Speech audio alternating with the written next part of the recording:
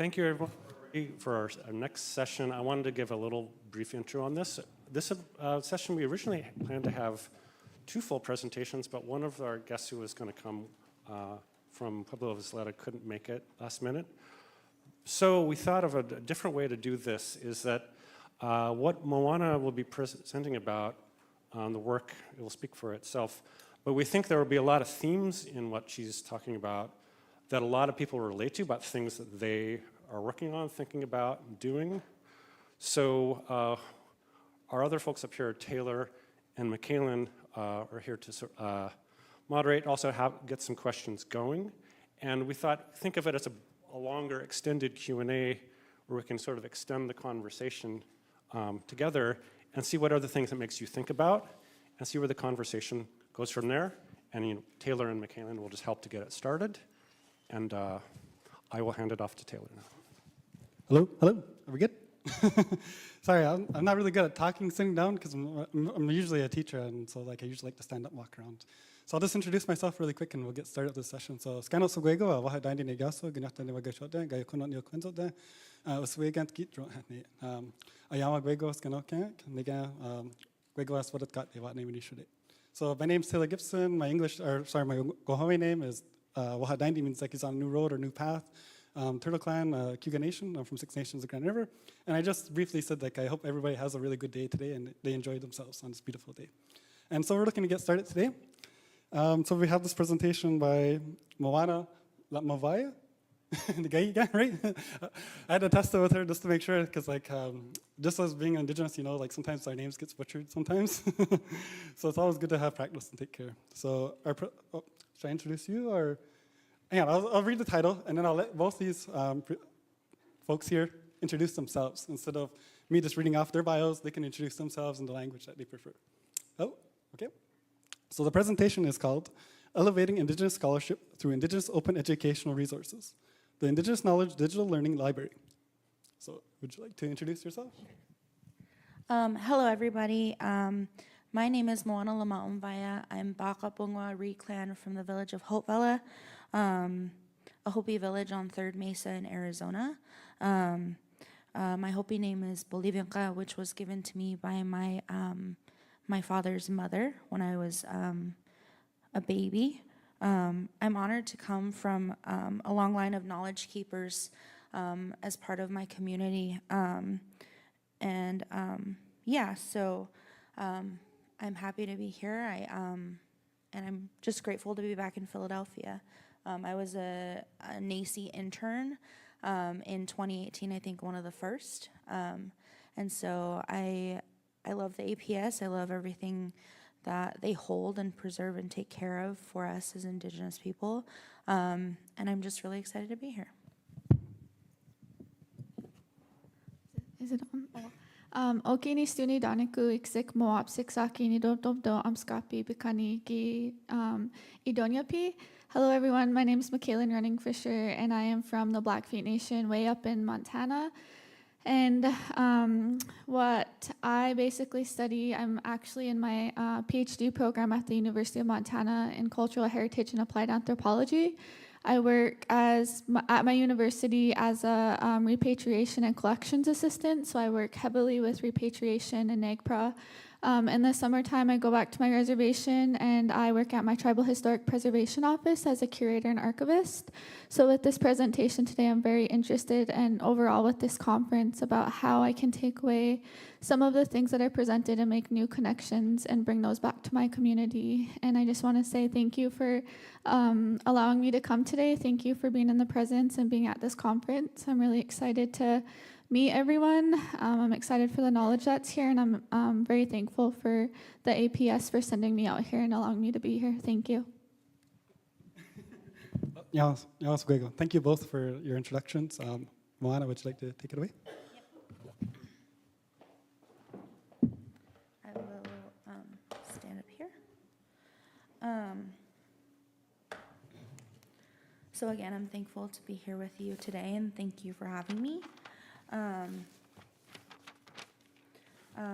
So just another little introduction. My name is Mowana Lomaomvaya. I am currently the Assistant Archivist for Indigenous Initiatives and Cultures at Cline Library's Special Collections and Archives at Northern Arizona University.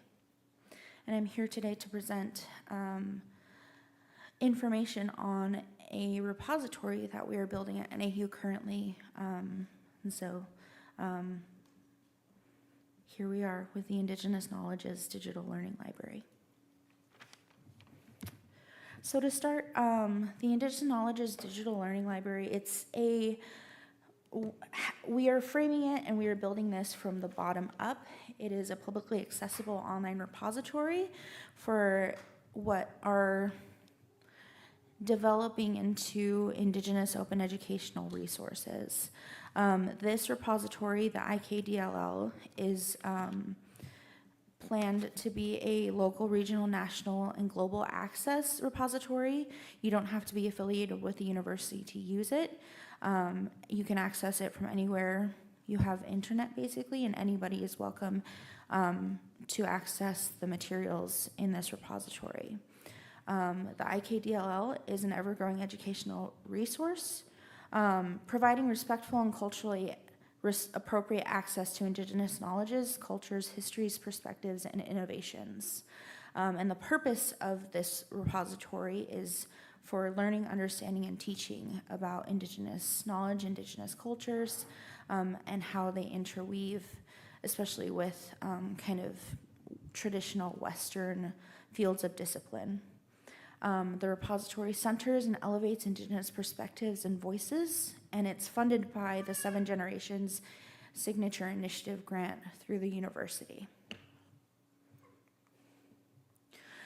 Some information on the 7 Generations Signature Initiative.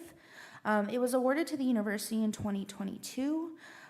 It was matched, it's a part Mellon Foundation, part NAU Foundation grant. It's inspired by NAU's strategic plan commitment to Indigenous peoples.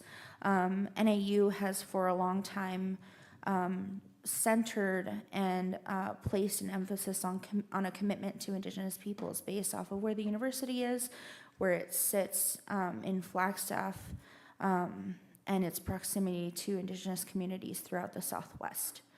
The 7 GSI is composed of 3 portfolios: elevating Indigenous scholarship, strengthening partnerships, and propelling Indigenous student success. My job and my project falls under the Elevating Indigenous Scholarship portfolio. And prior to me arriving, because I started this position in January, it's a brand new position, the library was tasked with creating what was quote unquote an Indigenous open educational resources repository. That was to be this repository for open access to materials relating to Indigenous knowledge, but was also to be created in tandem with the general studies program at NAU that is currently being restructured and redesigned to include an Indigenous perspectives curriculum requirement. And so, apologies. So, creating an Indigenous open educational resources repository at NAU. What is this? What the heck are we doing? That's the consensus I came into when I was hired for this position. We don't really know what we're doing. We were given this this project, and we were giving funding for it. What is it? So building an IOER repository for NAU, kind of since I've been here, and prior to me getting here and since I've been here, this has kind of been the development workflow that we've been going through. So the first step was to hire the archivist that was going to be leading this project. Fortunately, that's me. That's very exciting. I'm very excited to be here. I'm very excited to be an archivist. And so my job coming in was first to learn what is IOER, what are Indigenous open educational resources, what does this look like, what could a repository look like this? Is there anything out there that exists like this already? The answer is no, not really, and we're figuring a lot of it out. So first determine what is IOER, what do Indigenous open educational resources look like, what do we want our repository to look like. So kind of our bare bones structure of this was we wanted it to be a central knowledge base for coursework, for students, for faculty at NAU, and focused mainly at NAU first, but for any students, any faculty, any staff who wish to use materials from this repository. Second was for it to be a living repository for curricular and educational materials. And then we wanted it to be designed for broad use and dissemination as an open resource. Our second piece was to identify a content management system that was best suited to hold this repository. Initially, prior to me starting and for a while after I had worked there, we were formulating the IKDLL as a Mukatu-based repository. Mukatu is a content management system that was created out of Australia, I believe, yes. And it was designed as a content management system for Indigenous knowledge particularly. There are special tools and pieces to Mukatu that allow for community-based restrictions based off of the sensitivity of cultural knowledge. As we got further into discussions about what this repository was going to look like, we decided that Mukatu, it serves a great purpose, but it wasn't the purpose that we were needing it for.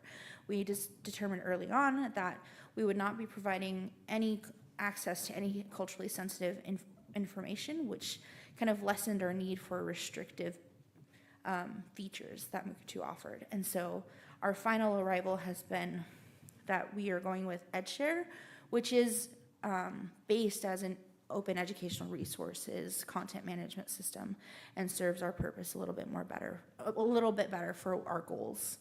And the last piece was to conduct research. What is IOER? What are the intersections of Indigenous knowledge with traditional Western open educational resources? How does that matriculate into an Indigenous open educational resources sphere? Our next piece was to conceptualize a new name. We couldn't keep calling it the IOER repository. And then to develop a mission, vision, and collecting scope. And so doing all of this work, I have a whole team behind me who is supporting me, who are smart, so smart in ways that I'm not, and so technically skilled. So this is our team right now. Cynthia Childry is our dean and university librarian. John Doherty is the head of research and instruction services, and he's really our master of OER. He has so much information and so much talent in working with OER. There's me, there's Kelly Phillips, who is our archivist for digital programs, and her and Mike Taylor are handling the technological aspects of building a content management system for this project. And then Peter Runge is my supervisor and helping direct all of this process. He's been with the program and with this project from the beginning. And then our collaborators. Currently on campus at NAU, we are collaborating with the 7 Generations Indigenous Knowledge Center and a group that they work with, the Indigenous Knowledge Holders, which is a group of elders and Indigenous elders and community members who serve as kind of an advisory board for the 7 Generations Indigenous Knowledge Center. We are working with the NAU Teaching and Learning Center, which help provide support for faculty teaching courses on campus, and with the Indigenous Peoples Faculty Learning Coordinators, who are faculty themselves and are serving in a capacity of helping faculty to begin to think about teaching Indigenous perspectives in their classes as non-Indigenous individuals with the new General Studies program at NAU. And then we are also working with the General Studies program people. And this whole team is kind of helping us build this repository, what we want it to look like, what the features we need look like, kind of all these different aspects. So it's a collaborative effort across campus. So what is Indigenous OER, IOER? Indigenous open educational resources interweave Indigenous knowledges and Indigenous cultural frameworks with the traditional Western frameworks of open educational resources. Open educational resources are publicly accessible learning, research, and teaching materials. These can be textbooks, they can be articles, they can be videos, syllabi, anything that is kind of has an open access component to it. OER, the OER framework, it's a framework that's called the 5 R's of OER. Those are reuse, revise, remix, redistribute, and retain. And so those are the ways that we interact with OER. OER is also open, kind of open licensing. It can, through usually Creative Commons licensing. Creative Commons licensing is this whole thing that I had to learn that's kind of wild. But it's basically open access licensing that retains rights for an author or creator without people who want to use that material having to ask for permission to reuse it, to maybe, depending on the license, you can take the information, make it your own, spin it around, and produce something new from that, while providing still the original credit to the original author. And so it gets into a line of like, it's kind of like a build your own licensing structure, to where you can provide access to this and people don't have to keep coming to saying, can I have permission to use this? Can I have permission to take this and make it my own? And so Indigenous OER intertwines that OER framework of openly accessible materials with this Creative Commons licensing, and reframes it kind of in an Indigenous context. That includes Indigenous knowledge frameworks, sovereignty, Indigenous ways of learning and knowing. And so all of this kind of deconstruction of OER and decolonizing OER and restructuring it in an Indigenous perspective has culminated in a framework called the 6 R's of Indigenous Open Educational Resources.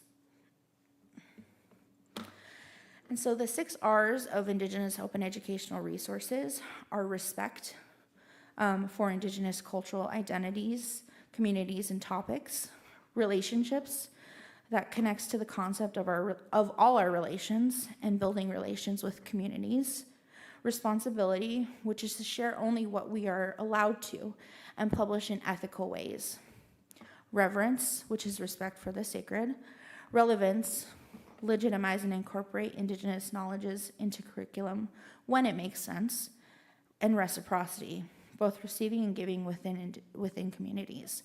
So these 6 R's are founded and influenced by and originate in Indigenous knowledge, Indigenous cultural, Indigenous communal frameworks of how we think about and how we relate to each other and how we relate to knowledge and how we pass knowledge forward. And these 6 R's came from a symposium at the University of British Columbia in 2021. And so getting into more of the nuance of IOER versus traditional OER. Traditional OER frameworks are founded from a Western perspective of knowledge systems and education. IOER adopts facets of OER, but then takes those again and decolonizes, deconstructs those facets and rebuilds them using Indigenous frameworks and Indigenous mindsets. Indigenous knowledges do not align with traditional OER, specifically the open access components of open educational resources. When I first was interviewing for this position and talking about building an Indigenous OER repository, my first reaction was, this isn't going to work. Because coming from my own community, knowledge is so sacred. Knowledge and passing of knowledge is such a sacred thing. And knowledge is passed from generation to generation based off of the time of year, based off of what time of year that is, what knowledge can be passed on, based off of who you are, your clan, your gender, your position within your community and within your family. And you don't have access to all the knowledge, right? You learn knowledge as you grow, as you get older, but you never know everything. There's some knowledge in my life that I will never know because I don't belong to a certain community, because I'm not male, for example. There's gendered knowledge, and that's one of those big pieces that made me think about open educational resources are very opposite to traditional Indigenous ways of knowing and ways of learning. And so when I came into this position, it was kind of thinking about how we go about this, how we go about creating an open access repository for Indigenous knowledge. And it's very complicated, but it can be done in a way that's respectful. I believe, we're still working through this, but that this can be done in a very respectful and culturally appropriate manner, to where we share what we're allowed to share, we share what we can, and we don't overstep that. And in our framework, we're very aware of our place and our position and the power that we have in creating a repository like this. And so all those pieces together, IOER recognizes that Indigenous communities hold knowledge as sacred and earned, and you have to, through relationships with these communities, through building relationships, through maintaining relationships, you create that trust relationship that allows for those things to happen, and that not all information, not all materials should be available for public access, and that Indigenous communities possess the right of data sovereignty. And lastly, the right to ownership and control over data and data about Indigenous peoples. They have the right to that ownership over all of that, over information, data, knowledge taken from them with and without their consent. And so, again, just kind of going into our responsibilities with IOER, providing access to this, providing access to Indigenous knowledge in this way requires a recognition and careful consideration of culturally sensitive knowledge that may present itself in material, new and old. Archives, we have this legacy of having materials that are culturally sensitive, that require restriction based off of the wishes of a community. And we recognize that and take that seriously and put that into effect. And so the IKDLL does not provide any access to any culturally sensitive or questionably sensitive materials. We're setting up a review process that outlines kind of the process of review for materials submitted to us, that we hope will be stringent enough to not let anything fall through the cracks or anything to go up that has any culturally sensitive component. Working with IOER requires commitment to ensuring that materials are safeguarded and made accessible or restricted based off consultation with Indigenous communities. And the 6 R's are really our foundation of how we are proceeding with building this repository. And so that last piece, we hold tremendous responsibility as caretakers and custodians of a repository holding and making Indigenous knowledge acceptable. And I take that very seriously as an Indigenous person, and I make sure that our team takes that very seriously as well. Okay, so going more into the IKDLL, and kind of the name and all these different aspects to the name. We have an intentional use of Indigenous knowledges. This plurality has been a conversation amongst us and our different collaborators, but the intentionality is there for the plurality of Indigenous peoples, the diversity we have. We're not a monolith, right? We're so diverse in who we are, our cultures, our languages, all of these different aspects, our histories, that it emphasizes that diversity with the Indigenous knowledge's terminology. Library, so when we were thinking about this, how do we make this a publicly accessible, not scary academic thing, right? Because that happens a lot when you're working in an academic institution and wanting to create something, there's obstacles there. There's kind of this ivory tower mentality that happens. And so trying to remove that and make something easily known or easily kind of not trusted, but kind of trusted in a sense to where you can see this. It's like, oh, okay, I kind of think I know what that is. So library is a collectively understood term that clearly communicates kind of the purpose of this repository of the Indigenous Knowledge's digital learning library. And so, apologies. Each aspect for the IKDL, each piece that we have developed to now has been created and discussed collaboratively, revised, rewritten, redone, tossed out, and made new, including this name, the mission, the vision, and the collecting scope.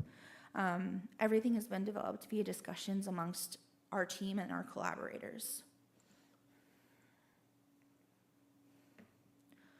So the IKDLL mission, this is our mission statement. The Indigenous Knowledge's digital learning library provides respectful and culturally appropriate access to Indigenous knowledges, cultures, histories, perspectives, and innovations for the purpose of learning, understanding, and teaching. And so this was a very intentional phrasing behind this. Our knowledges, our cultures, our histories, our perspectives, but our innovations, the things we're doing ourselves, amongst ourselves in our communities, for people to learn about our communities. So it's not just things in the past, it's the things that we're doing right now, how we're innovating and growing as communities. Our vision. The Indigenous Knowledge's digital learning library centers the voices and perspectives of Indigenous peoples. The IKDLL materials serve as a living repository of Indigenous knowledges, cultures, histories, and futures. Designed as an open resource, the IKDLL provides national and global access to the content contained within the repository. And so this really is an open resource. We want everybody and anybody to use it, whether you're in school, whether you're a member of an Indigenous community, whether you live in the UK. It'll be open for anybody to use and access our materials on the repository that are made accessible. So this is our collecting scope. It's okay. I just put it up here so you could see it. It's okay. Just so you could see it and kind of, it's here. The important pieces to this are highlighted and some things that I've already gone over. So it's global access. It's a wide variety of resources and materials. It's an ever-growing digital resource. Our content will be reviewed by our team within special collections, with the team at the library, and then we are, again, setting up our structure for a content submission review process. And so that'll grow, it'll change, but it'll include collaborators and reviewers from multiple places on campus and within our Indigenous communities. And the most important piece right here is that while we are building this repository, we are initially focused geographically on content related to Indigenous communities and peoples within North America. As far as I have found in my research, no repository like this exists. A lot of Indigenous open educational resources work has been done in Australia, New Zealand, and in Canada, but not really here in the United States to date. And I have not found a repository like this that exists anywhere.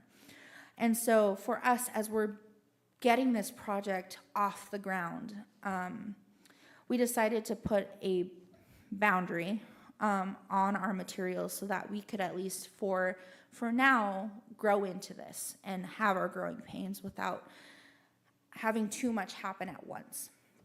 And so this may change down the line that we accept things globally, but for now it's limited to geographically within North America, not the United States, within North America.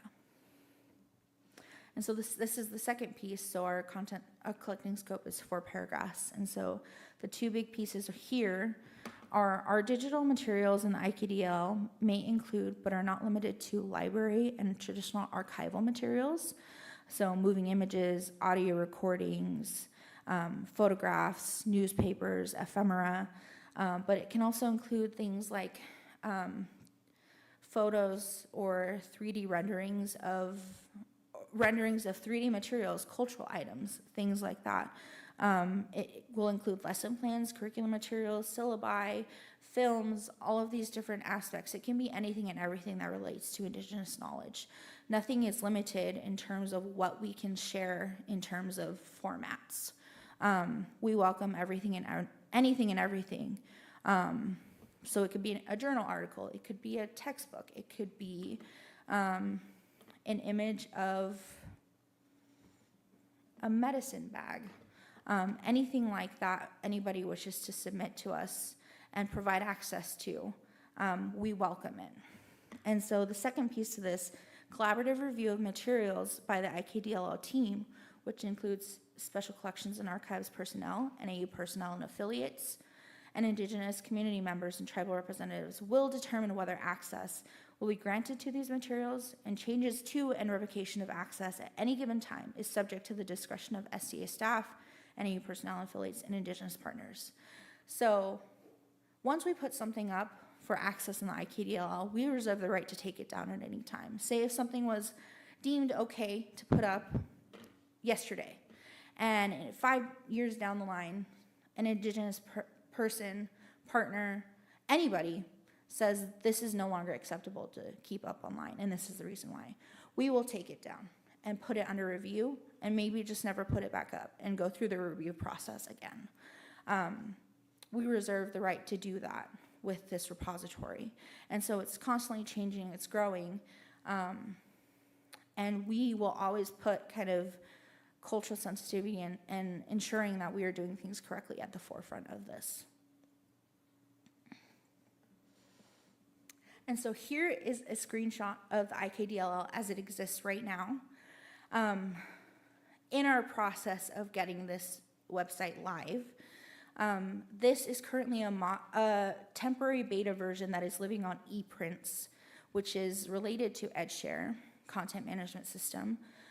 We have a relationship with ePrints who has built an Indigenous knowledges, not Indigenous, an institutional repository for NAU. And because contracts take forever, everything takes forever at a university, we are still creating a contract with EdShare currently for them to build us our repository. So this is our temporary version that we have up right now, but this will not be the final version. This is the one that our team has created for us to use right now to start introducing faculty and students on campus to the Indigenous Knowledge's digital learning library, but this is not the end product. And so when you look at it here, I was logged in at the time, but welcome to, and this is very basic. I know it's very basic. This is the worst that it will look, okay? This is the worst that it will look. I have Kelly's promise on that. But you have these pieces, and because I'm logged in, I manage records and all that kind of stuff.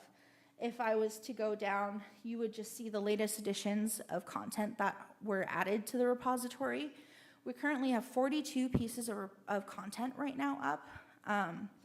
And so this is how it looks now, and these right here are PDFs of journal articles. And so quickly going through, materials range, again, from your traditional archival materials to educational materials to anything and everything. They may include representations of cultural items. And again, our scope is to accept and provide access to, barring review processes, anything related to including or teaching Indigenous knowledge and culture from Indigenous perspectives created by, with, or for Indigenous communities. There are currently 42 pieces of content right now. Those are largely articles and textbooks, open access textbooks, and everything up right now is open access through Creative Commons licensing. So these articles that are up right now, they can be scientific, they can be anthropology, they can be more ethnobotany is one, tribal wildlife management is another, that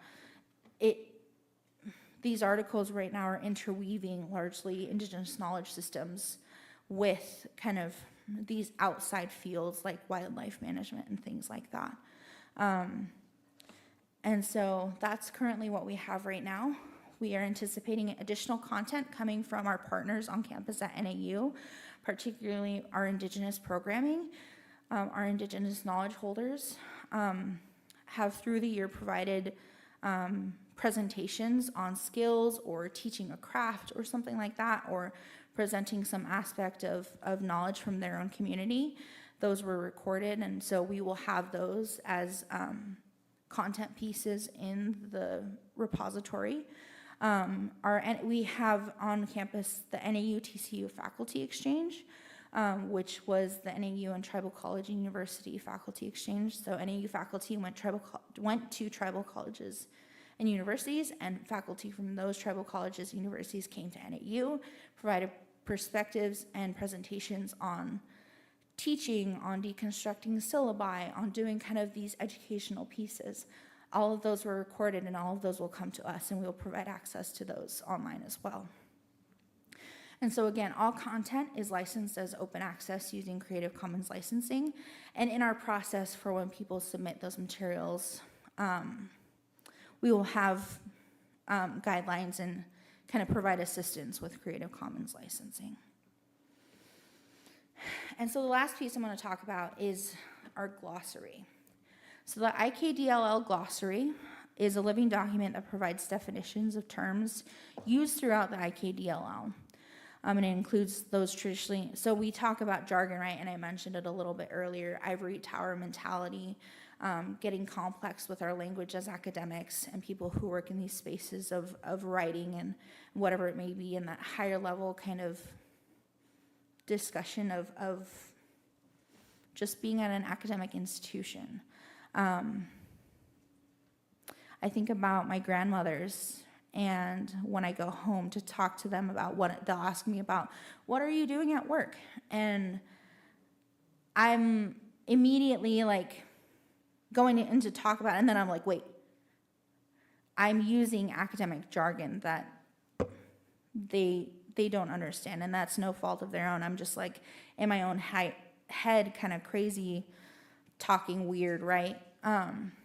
And so I have to think about it and reframe things into a way that they will understand it, and explain my job and explain the project I'm working on in a way that they will understand it. And so that's something that we've been very intentional with, is trying to move away from using academic jargon, from having this be something that people are scared of, people don't want to use because they don't understand it. And so the glossary helps us kind of sidestep it. We hope it's helping, but to sidestep that obstacle. And so this glossary, it includes traditionally academic terminology used in library and archival settings and academic settings. And it's a living document, so it'll grow, it'll change, words will be added to it. Anytime anybody who uses the repository wants to add a term or feels like a term needs to be added, we will do that, and they can submit a request to do that if they feel inclined to submit that request. And this glossary was created after a conversation with our Indigenous knowledge holders, in which this was a meeting where they were asking, what does this word mean? What does this word mean? And so we were already getting in our own heads about it, right? Forgetting that these words aren't universally known from academic settings. So they were saying, what is this word? What is this word? And then at the end of the meeting, they were like, would you be able to create a glossary that defines these terms so that we can know what these terms mean? And we were like, yes, absolutely. And so within a day or two, I started to create this document. And so it attempts to eliminate those obstacles around language that can be specialized and alienating to communities outside of academic disciplines and spaces. And our goal is to deconstruct and make this language accessible across communities, so that anybody who wants to come here online and use this resource and learn kind of more of the terminologies we use can do that. And so lastly, here's just a screenshot of the top of the glossary. And they were very happy with this when we came back to them and said, this is the glossary, do you approve of this? Does this look good to you? And they were very excited to have this as a tool to use going forward in helping us develop the IKDLL. And so it's very basic steps like that, very basic intentional pieces like that, that remove kind of I don't know if it's fear, but fear around the unknowns of academia and the unknowns of institutions, the monolith that tends to be a university to somebody outside of that. It's these small steps, these small things that we can create that can help ease those worries and help at least make smaller the obstacles that we have around bridging those divides between universities and Indigenous communities and communities outside higher education. So our last steps, our next steps going forward for now, I am a web developer. It's so cool. Sorry, I just took a WordPress training a couple months ago and it was very exciting. I will be building an NAU informational website for the IKDLL. It'll spell out what is IOER, what is the IKDLL, what is the purpose behind this, how was this developed, just providing all of the informational pieces to the IKDLL, and it'll have a little button that says go to IKDLL. We're currently developing our content submission process, like I noted throughout the presentation. We'll begin gathering content from contributors for IKDLL access, and that'll be an online submission that you can do through the repository, but we're still working on that. We are creating a logo, and so I hope to do that. I don't know how I will do that. I've thought of approaching Indigenous students on campus to help me do that. I've thought of different ways of how to create a logo for this project. And so that's to be determined. And then lastly is spreading the word about the IKDLL being live. We've been live for only a few weeks now, maybe a month. Had some delays, but who doesn't with any kind of project, right? And so we're live right now. You can go to ikdll.nau.edu and just see the website, see what it looks like. Again, 42 pieces of content. I'm pretty proud because I did all that work. And just kind of look through and see, and you can reach out to me. Brian has my contact information if you see anything you have a question about or if you see a typo. Yeah, so we're live right now if you want to go look and see what we're doing. It'll continue to grow as we get the word out. We're only starting now to get the word out about it being live. We've been talking about it as this kind of like hypothetical idea, but now it's alive. And so that's all I have for you today. Esquale, thank you. Yeah, thank you, Mowana. That was a really great presentation. Sorry, how much time do we have for minutes? Or sorry, questions? Like 15 minutes. 15 minutes? Okay, oh, great. So I know I have some questions, but I'll turn it over to Mikalen. Yeah. I guess one question that I roughly have is, I know working at my university, I work with 7 to 8 different tribes across Montana on collections, and I know oftentimes it could be difficult accommodating all of those, and so I guess my question is, do you ever get overwhelmed in this position that you have, and has it been difficult to accommodate those tribes that you work with? No, not so far, but we've only had to, so we have existing relationships with some tribal partners, particularly with the Navajo Nation and with the Hopi tribe. And we're building relationships with other tribal communities in the region. That's part of my position, is to build those relationships and partnerships and hopefully have formal agreements with these communities like we do with Navajo and Hopi right now. And so we have different relationships with both. Hopi tends to be more hands-on in our relationship with them. We also have an MOU with them in special collections that we hold some of their materials for them. They're owned by and controlled by the Hopi tribe, but we care for them. We keep them in our collections facilities because Hopi doesn't have doesn't have a collections facility to hold their own materials. And so we keep those for them, and they're free to come in at any time to view or use or take their materials. And so when we approached them with this project, Stuart was really interested and curious about what this would look like, and he's happy. At that time, we were like, "Oh, we're doing this. If later on down the line, can we approach you with this and then questions and possibly being a collaborator and a review person for content that we may get for this repository?" He was like, "Yeah, totally. That sounds really exciting."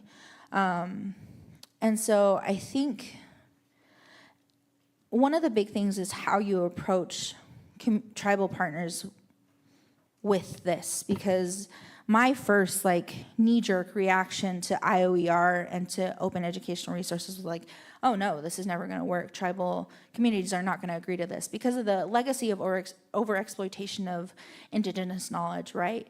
I have a background in anthropology, and that's the story, especially for my own people. It's taking outside researchers, PhDs, whatever it may be, going into the community, recording sacred knowledge, taking it and publishing it without permission or consent from the tribe, and the harm that has done to those communities, the overexploitation of those communities that has happened, that's caused just this trauma and fear of academia in a lot of ways. And so I've always been very hyper aware of that as an academic, but as a Hopi person.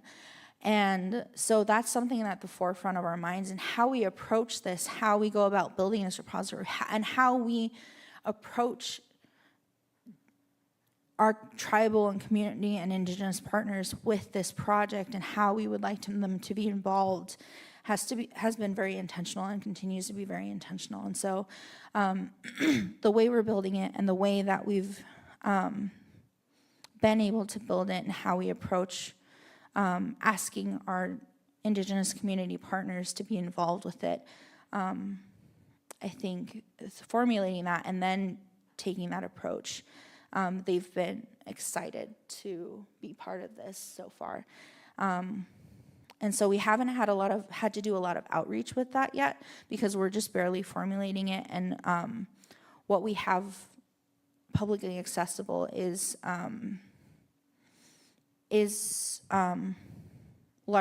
already published, already exists in this space, and largely, yeah.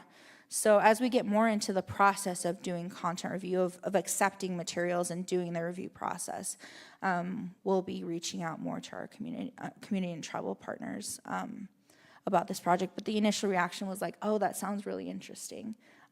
Let me know how I can help, or let me know how I can contribute. Maybe there's articles I can contribute, was actually Stuart's reaction, which was really exciting to see. So, yeah. Any follow-up questions? No? Okay, awesome. Well, yeah, for that answer there, Mowana. Is there any questions from the audience? Do they have any questions? Yeah, so I was a local tribe in Northern California has been very concerned that, there's some person that's kind of rating the online dictionaries and various things and using AI kinds of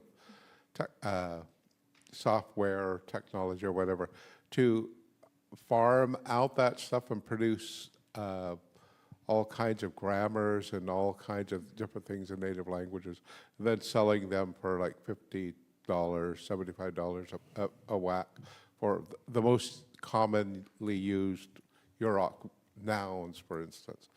And so, and it seems like, so, okay, well, we knew that was going to happen at some point, and so it started. And this person apparently does this fairly regular with indigenous languages around the world.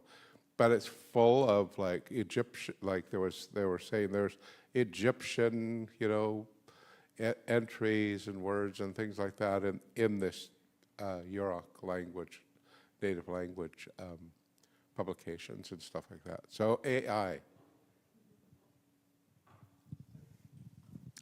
Yeah. In our kind of discipline at Cline Library in special collections, we haven't had to deal a whole lot with AI quite yet. Just the nature of our work, I think, is so embedded in archival, in our collections that we haven't interacted much with AI, or I haven't to date. I know that is a fear of kind of exploitation of language and language dictionaries, that we have that own fear with my community as well. And our dictionary is out of print right now, actually. It's been out of print since, I think, the 90s or the 2000s, early 2000s. And there's a fear, I think, and I have that fear too, of republishing our dictionary and making it accessible online because of those same conversations and the possibility of having our language be exploited like that for all these maybe not nefarious, but a lot of times nefarious reasons. And so keeping kind of knowledge like that sacred, and that is a conversation we would have with our Indigenous partners about language or things concerning language, articles or a textbook or something like that concerning language would be something that we would take extra care around, because it is something that I know personally happens to be kind of a source of contention or fear. Yeah. Hi, thank you so much. From the digital audience, we have a question from Robert Caldwell. The question is about the CMS that you used. He's interested to know, how does this project differ from various other projects on the Mercatoo platform? So how did you guys choose that CMS, and how was it different that you guys migrated off? Thank you. Yeah, so we initially wanted to use Mercatoo because it is built as a content management system for Indigenous knowledge and Indigenous materials. But because of how our repository is designed as an Indigenous but an open educational resources repository, Mercatoo just did not have features that would coincide well with an open access educational repository. I think the educational piece was really where we were kind of at a sticking point. And so we love Mercatoo, and I did a lot of research and really invested time in Mercatoo, and our digital programs archivist did as well. But she was running into issues with trying to set up the content workflows with a lot of the metadata for the content management system, for spelling out kind of the educational pieces of syllabus and kind of just the format pieces of the data, metadata. And she would be able to answer this question better than I can. But EdShare is designed for open educational resources. It's designed as an educational and curricular tool. And so we just found that it worked better for what we needed. And again, we did not need like the tiered restriction components of Mercatoo. We didn't need a lot of those important pieces. They are very important, and I don't want to discount the importance of Mercatoo. But once once I came in and I was like, no culturally sensitive material will be even hosted here, because there's, again, a fear of what if something of culturally sensitive value is on our content management system and it's restricted and it has only certain communities within Mukurtu can access this, but what if what if something gets hacked, and what if that gets released into the public sphere? Like, I could not even imagine that happening, and so I just from the get-go was like, we're not going to have anything culturally sensitive, because community tribal partners are also very scared of the online space, of having things online, of having something. Because once something goes on the internet once, it lives there forever, right? And so preserving Indigenous knowledge and protecting it was really kind of the important part for me. And as a custodian, as somebody who is working in this, but also as an Indigenous person, I did not want to risk anything happening or anything being somewhere it wasn't supposed to be. And so we decided on EdgeShare because, again, it's designed as an open educational resources repository. And so it has a lot of the pieces that we need to build this online library. Awesome. Thank you for that great question, and thank you for the great answer. Do we have somebody else? Last question. I'm the last one. Okay. Hey, Mowana, it's so great to have you back. And wanted to ask, since you mentioned with the logo about maybe getting students involved, is the Cline doing anything already to get students involved with the work that you've been doing to create this database? Have you started any kind of student engagement in this project, or are there plans in the future? Not yet, but we will. It's all kind of hinging on the fact that what we have up is a temporary beta version.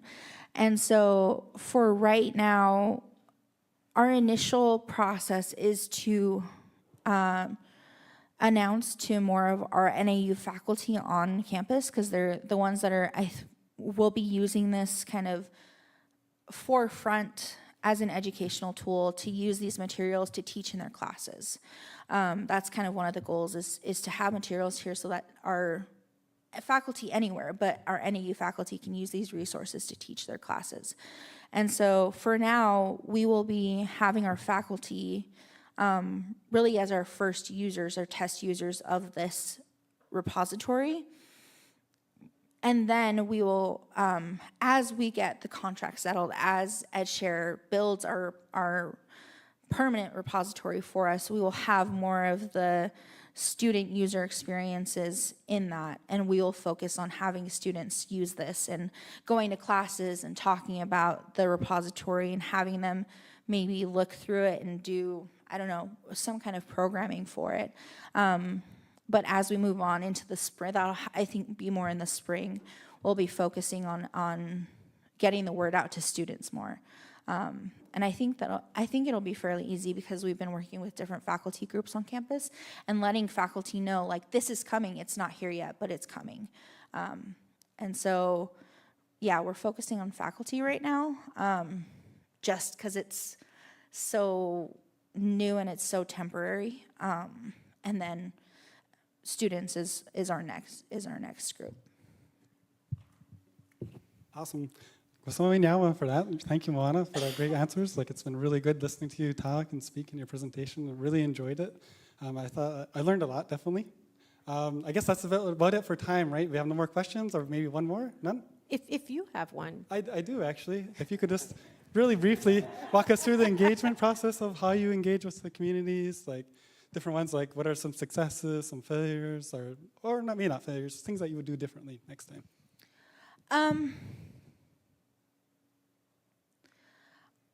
I think that we've been just in the new development of this, that there hasn't been a whole ton of community engagement quite yet. I think most of our engagement has come from our Indigenous knowledge holders, which I was so grateful to them.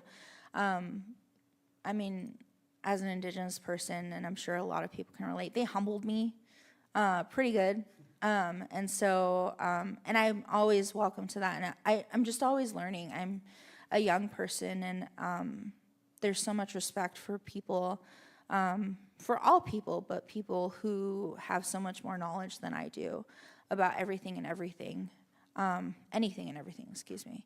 And so working with them, having conversations with them about this and that, and hearing them just say like, oh, well, this doesn't really work, and this doesn't really make sense. Can you make this like this, or can you do this? Even a discussion around like the word knowledges. I felt this way, but I felt it, but when they said it, it made me feel, I guess, seen in a way where they were like, what is this knowledge is? And some of them are older, some of them are elders, some of them were younger, but the older knowledge holders were like, what does this mean, like knowledge is? This isn't something that I know, this isn't something I'm familiar with, this isn't something from like what I know. And so having that discussion and kind of having this discussion back and forth about like it kind of being a newer term, a newer kind of generational thing to say knowledge is versus the traditional way of thinking about culture and knowledge and all of these things. It was an important discussion, and at the end of that, they were like, oh, okay, I get it now. I can see it in this way now. And just taking what they had to say to me and really incorporating that into what we were doing and how we were formulating things, making the changes and seeing the value in the changes that they wanted us to make. And hearing how, just talking with them and how they have so many stories and have worked maybe in education for a long time or work with these different communities, and this is what they think it should look like, or this is what they think it should say. It should include the word innovations, because we don't just live in the past, we're going into the future. It was really important to have those conversations, and so they're a group that I really love to work with, are close to me, just in that it's just that learning, it's passing knowledge from their generation, from one generation, from multiple generations to mine and me. And for my coworkers who are non-Indigenous to hear those things as well, and to hear like them reiterate the things that I'm telling them, and to have them hear it from somebody else, somebody who is established like an elder, is important. And so they're learning these things, they're accepting what I'm saying, but they're also, for them to hear those from somebody else, has been invaluable kind of to the work we're doing. Thank you for that. Really good. Thank you. So I guess that's about it for today. We'll tie it up on that for now, and I believe we're going to have lunch soon. And if we could just give a big round of applause for Mowana and Mikalen.